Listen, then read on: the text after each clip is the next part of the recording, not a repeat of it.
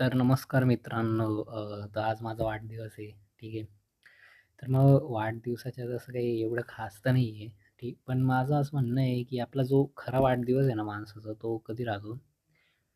जेव्हा माणूस एक सक्सेसफुल की जेव्हा म्हणजे माणूस आहे ना एक सक्सेसफुल म्हणजे जो काही विचार केलाय माणसाने बरोबर, ते पूर्ण होऊन जातो. बरोबर.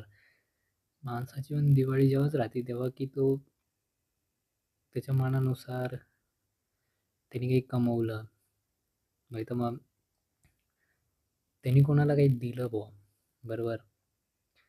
त्यांनी कोणाला काही सुख दिलं, त्यांनी कोणाला ज्याला गरजूला ज्याला गरज आहे, त्याला काही ती गोष्ट दिली.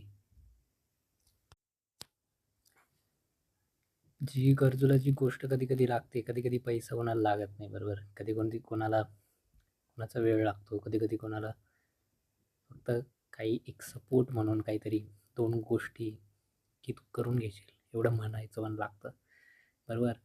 तर माणसांमध्ये ना खूपच कंपल्शन राहतं, मी पण मानतो. कारण की ना त्याला 10 गोष्टी कोणाकडनं म्हणजे कोणी त्यांच्यावर अपेक्षा ठेवेल राहतं त्याचे घरचे, बरोबर. तर मग त्यांना 10 गोष्टी सगळं मॅनेज करणं लागतं आणि बरेच लोकं करतात पण.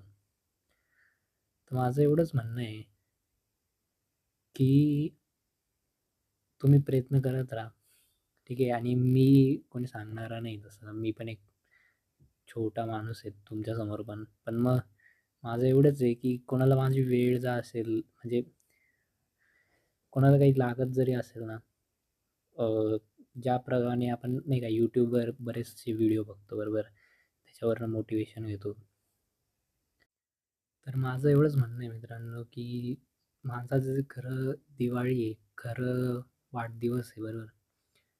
तो तेव्हाच असतो, की जेव्हा त्यांनी कोणाला काही गोष्ट दिली, काही कोणाला सुख दिलं आणि जेव्हा त्यांनी पण एक कोणती तरी गोष्ट आपण म्हणतो ना, की ती गोष्ट त्याला गरज होती आणि त्यांनी ती घेऊन घेतली. बरोबर. मेहनत करून वगैरे.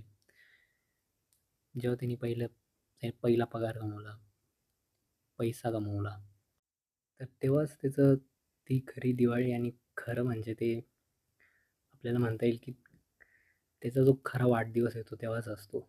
बरोबर. तर मी पण हेच प्रयत्न करतो मित्रांनो, की कोणाला जर माझ्या व्हिडिओनी काही मोटिव्हेशन भेटत असेल, नाही तर काहीतरी 2 गोष्टी चांगल्या जरी कानावर पडत असतील ना मित्रांनो, तर मग तर मग